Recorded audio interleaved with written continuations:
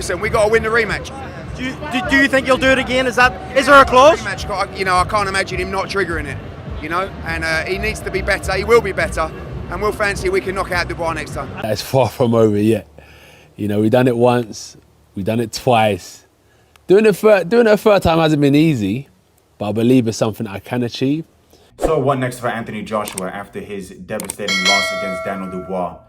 We are now 1 week after that fight, and questions have been going around about what Anthony Joshua should do next, obviously. And once again, I'm quite surprised at what I'm hearing. So after the fight, keep in mind, you know, he's just taken a devastating loss against Daniel Dubois. Really lost every single round, got dropped multiple times, and knocked out in devastating fashion. The only moment of success that Joshua had in that fight was when he landed that big right hand, and 10 seconds later he was face planted on that canvas. Look, I can understand why Eddie Hearn is doing it, Joshua's promoter, because he's obviously looking at it from a financial point of view. He's looking at it from the standpoint that Anthony Joshua, if he beats Dubois in the rematch, he sets up the Tyson Fury fight and a massive payday. But to me, everyone, for some reason, is looking at this from a financial standpoint and a financial standpoint only. Anthony Joshua has just got a devastating knockout loss. He's 35 years old in 2 weeks. And does he really want to be going in there with a young, hungry lion like Daniel Dubois? Now, I know what a lot of people are going to say. Anthony Joshua beat Andy Ruiz in the rematch. Now, let's break that down. Andy Ruiz beat Anthony Joshua, knocked him out in that first fight. Anthony Joshua actually knocked Andy Ruiz down in that fight and was winning until he got dropped. Now, yes, Anthony Joshua lost that fight fair and square, but at least in that fight, he had moments of success. Against Daniel Dubois, Anthony Joshua, the only moment of success that he had was when he landed a big right hand.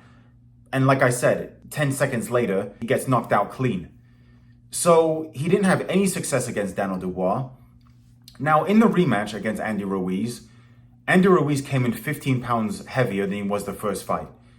Andy Ruiz admitted all that he was doing was basically partying. He barely did any training. And really, he was not prepared for that rematch. He won his big fight and that was it. He was really a one-hit wonder, Andy Ruiz. He hasn't accomplished anything since that loss, and his career really has fizzled out. Daniel Dubois, on the other hand, he's a 27-year-old guy. Daniel Dubois, I will be surprised if he's even had a drink of alcohol in his entire life. Daniel Dubois is not going to do what Andy Ruiz did. He's not going to let this win get over his head. And Daniel Dubois even said it already. He made some mistakes in that first fight, and he will be looking to put on a more devastating performance in that second fight. So make no mistake, Daniel Dubois probably will be better in that second fight, because Daniel Dubois in the first fight, he was going into that fight not knowing if he could perform on the big stage, number one. Not knowing if he could hurt Anthony Joshua, number two. He goes into the rematch knowing that he could do both of those things. Now, where is Anthony Joshua's success coming from in the second fight? I'm kind of getting the same arrogance that I was getting the first fight from certain people. Basically saying that Anthony Joshua can win the rematch and, Dubois is a good fighter, but Anthony Joshua made mistakes and the rematch is going to be quite convincing and he'll win it quite comfortably. Where is that coming from? Let's break down the first fight and let's break down these fighters in general.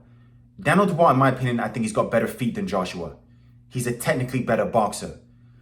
Joshua's big chance in the rematch is to land that right hand. He landed that right hand in fight number one, and Daniel Dubois took it and was still throwing back. Daniel Dubois got a better chin than Joshua. He's quicker than Anthony Joshua. He can also hurt Anthony Joshua. He's quicker, he looks more powerful. He's hungrier than Anthony Joshua, in my opinion. So I think the rematch is a bad idea.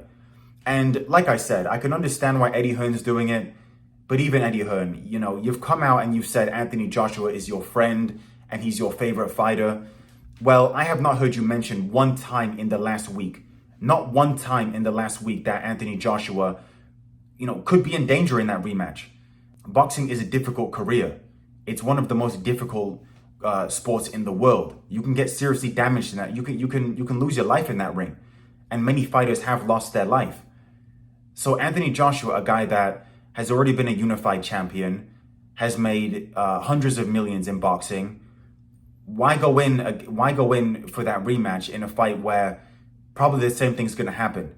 He's going to be gun shy in that rematch because he knows he can get hurt. Anthony Joshua, what he needs to do to win the rematch and what he needed to do the first fight is he needs to go directly at Dubois, make it rough and physical, close the distance. He's not going to want to do that in the rematch because he puts himself at risk. When Deontay Wilder got knocked out by Tyson Fury, there is a reason why Deontay Wilder was completely gun shy in all of his other fights. And look at Deontay Wilder's last fight against Zhilei Zhang. The first 4 rounds, Deontay Wilder didn't throw a punch.